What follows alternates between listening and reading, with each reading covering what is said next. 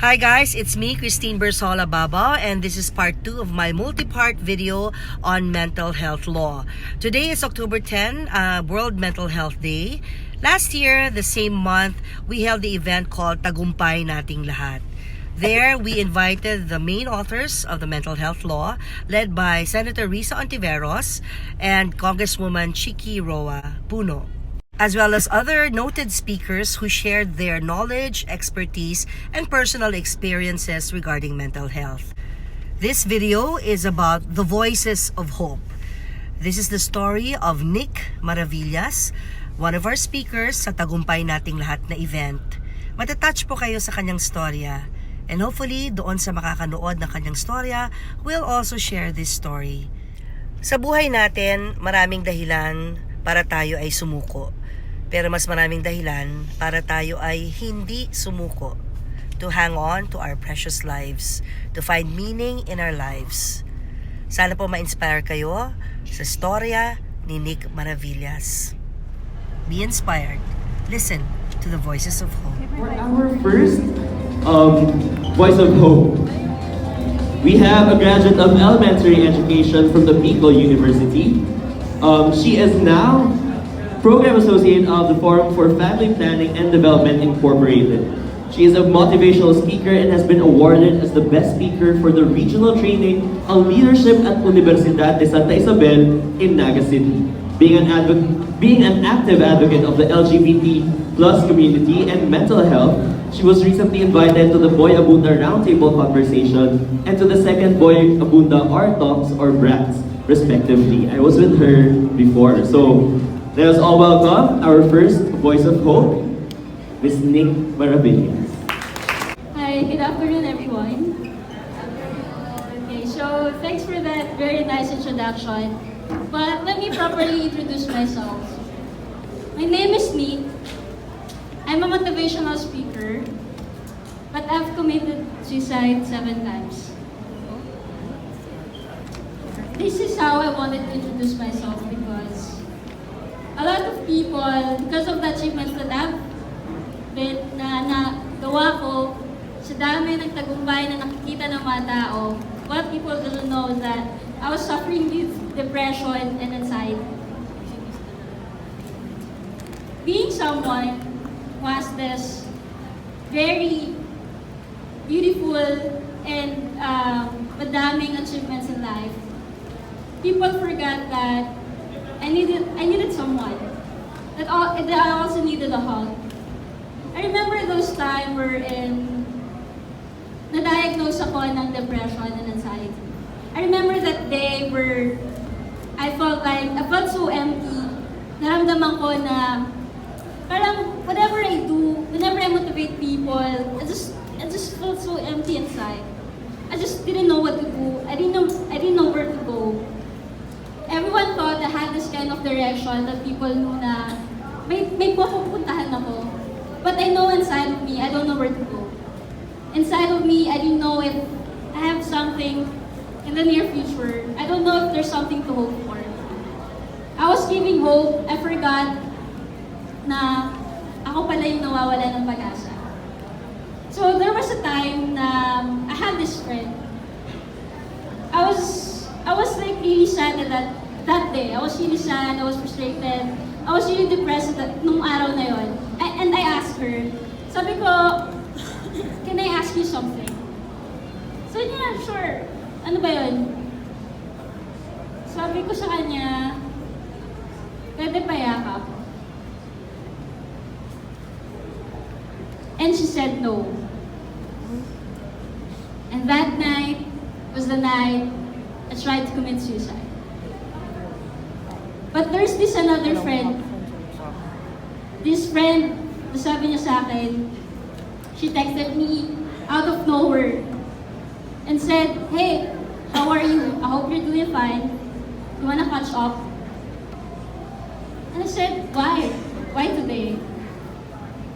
And she told me, "I don't know. I think you kinda need me today." So I went up. And with that simple message, that night, saved my life. That night, na wala akong nakuhang yakap, someone offered something for me that I didn't know could save my life that night. 1, 2, 3, 4, 5, 6, 7.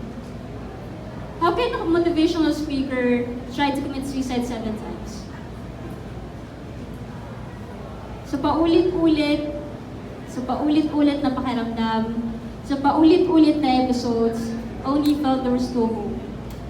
But every time I felt it, sobrang grateful ako because I found these people, I have found great people I've never thought who would actually save me. I have this friend, her name is Teen. I've always been proud of her. She's a doctor actually. And what I really like about her is that whenever I have these episodes, alam mo, bigla na lang siyang magte-text. Last time she texted me. Sabi niya sa akin na, you know what, I know you're single.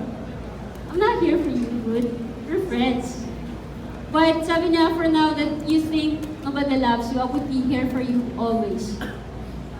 If you needed a friend at 2 a.m., at 3 a.m., just text me and I'll be there. Just text me and I'll be there. Akala ko dati, superheroes lang yung makakapagligtas ng isang tao. But actually, the simplest things in life could actually save a person.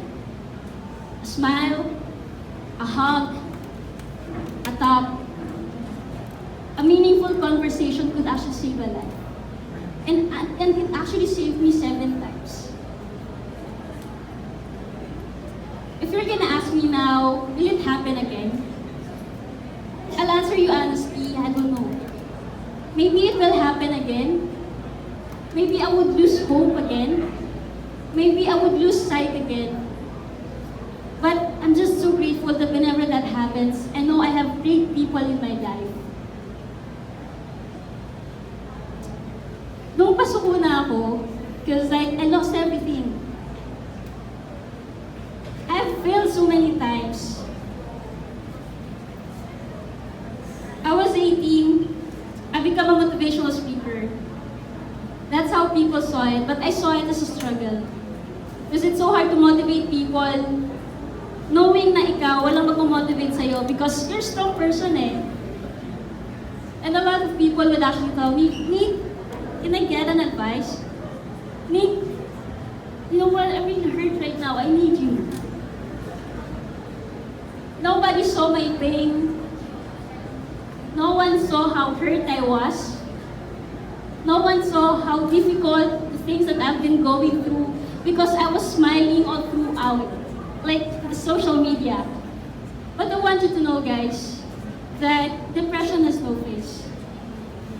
I can either be smiling, but I could actually be dying inside. Maybe I'm smiling today because that's the last thing that I want you to remember about me. That maybe it was me saying goodbye. Maybe it was me telling people that, you know what, I really love you, and I don't want you to remember me as someone who has burdened you. I want you to remember that this is me smiling.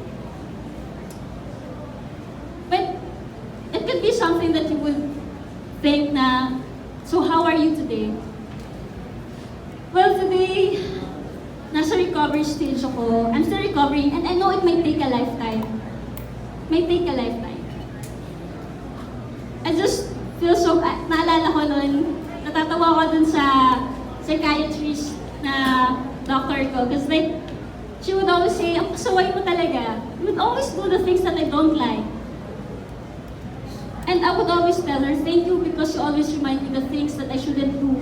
And for always being there, you're not just a doctor to me, but you've become my friend. You've become someone na when I know na I needed someone, you would always be there. Last time, I was with an elderly woman. I shared my story to her. And sabi niya, alam mo, kunin mo yung number ko. Sabi ko, bakit po? If you ever feel so lost, if you ever need someone to talk to, I know we just met, but call me. Just call me. If you ever had that friend, or kahit ikaw yung nakakaranas ng depression and anxiety, do not be afraid to speak up.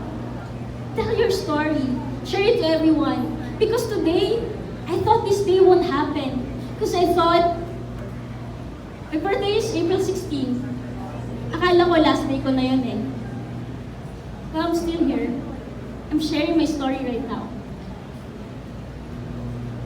What keeps me going? The faith in God. My friends never gave up on me. And never made me feel that I'm a burden. Like, I have this group of friends, they're millennials. Sobrang millennials. Kasi I'm 26 and they're 20, 21, and 19, diba? So, how can a 26-year-old be friends with a millennial people? But you know what?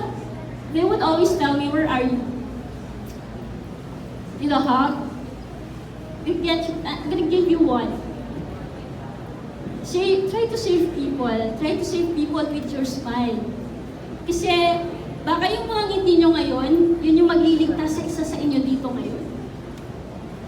Baka yung mga in-offer nyong yakap ngayon, baka yung din yung magbigay ng pag-asa sa isang tao ngayon. Help someone. You did a great job. Say hello to someone and tell them that you're doing great. Sa Facebook ko, like whenever I see people posting na, I'm depressed, I wanna die, I just wanna end things, I would message them instantly. Though I don't know some of them, and I would tell them, whatever you're going through, whatever you're feeling right now, it is valid. I don't know how can I help you, I don't even know if I can actually save you. But I hope me being here for you could actually lighten your burden, could actually lighten everything that you're feeling right now. Sa Facebook, sa Messenger, people, di ba, sa magjowa, pag hindi naka-online, nagagalit tayo because online siya pero hindi niya ako chinat. But you know what it means to me? When I know someone is depressed and I see that green light, I know that person is alive. And I'm grateful for that because I can still see that green light on that messenger. And I hope whenever we see that kind of light, let's be grateful for those people because these are people who keeps on fighting when they no longer want to. If you think success is being able to achieve everything, if you think success story about depression is getting through it, or stopping depression, stopping anxiety, it's wrong. The success sa depression and anxiety is you trying to get through it even though it's hard. It's you trying to live your life though you couldn't find the meaning just yet. It's you trying to figure things out when you don't know how to figure things out for yourself, when you don't know where you're going. But you just keep on living until maybe one day you'll be happy too. Maybe one day you can no longer feel that way. Whenever I feel like giving up, I always tell myself, okay, give up ka today, rest ka today. But tomorrow, try again. Tomorrow, try again. Live again. You're tired? Embrace it. It's okay. You're okay. You're gonna be okay, and if it's not, it's perfectly fine. Ayan guys, sana after nyong napanood ang naturang video at yung nakaka-inspire na storya ni Nick, sana po ay magkaroon din kayo ng panahon para sa inyong kaibigan o loved ones or even a stranger kapag nalaman nyo na nangangailangan sila ng panahon, isang taong makikinig lang sa problema nila, isang tapik, isang ngiti, isang kumusta ka, isang yakap. Yakap guys, have faith, hope, and love, and never give up. Hindi ka nag-iisa.